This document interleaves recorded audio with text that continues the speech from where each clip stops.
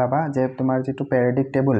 অসমীয়াত আমি পৰ্যায়বৃত্ত তালিকা বুলি কওঁ তাৰ গ্ৰুপ 17 হা গ্ৰুপ 17 টোটাল আমাৰ গ্ৰুপ কেইটা আছে 18 টা আছে তাৰ লাষ্টৰ একেবাৰে আগৰটো গ্ৰুপ 17 ফ্লোৰিন ক্লোৰিন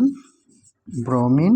আয়োডিন যেতিয়া তোমাৰ হেলোজেনৰ কথা আহিব তেতিয়া তোমাৰ মনলৈ ফ্লোৰিন ক্লোৰিন ব্ৰোমিন আয়োডিন আৰু মনত ৰাখোতে সদায় ফ্লোৰিন ক্লোৰিন ব্ৰোমিন আয়োডিন এনেকৈ মনত ৰাখিবা তেতিয়া তোমাৰ কিছুমান বস্তুত সহায় হ'ব কি সহায় হ'ব মই তোমাক পিছত এখিনি বুজাই দিম আৰু এলকেন মানে গম পাইছাই তুমি ফাৰ্ষ্ট ইয়াৰত পঢ়ি আহিছা এলকেন মানে হ'ল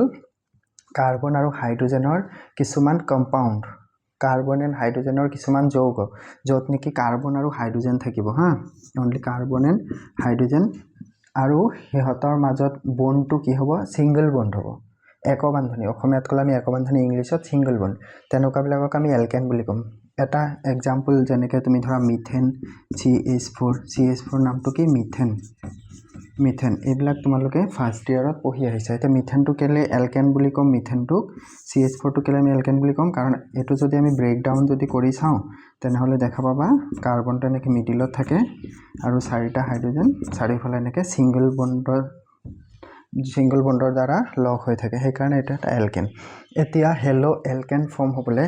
এই যে আমাৰ এলকেনটো আছে এলকেনৰ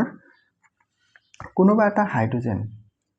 যদি আমি ৰিমুভ কৰি তাত এটা যদি হেলোজেন সোমাই দিও সাপোজ এই ইয়াত থকা হাইড্ৰোজেনটো আমি ৰিমুভ কৰি ইয়াত যেনিবা ফ্লোৰিন দি দিলো তেতিয়া এটো এটা হেলো এলকেন হৈ পৰিব তাৰ মানে এলকেনত এটা হেলোজেন গ্ৰুপ সোমালে তেতিয়া হেতু আমাৰ কি হৈ গল হেলো এলকেন এতিয়া তোমাৰ মনলৈ প্ৰশ্ন আহিব পাৰে যে খালি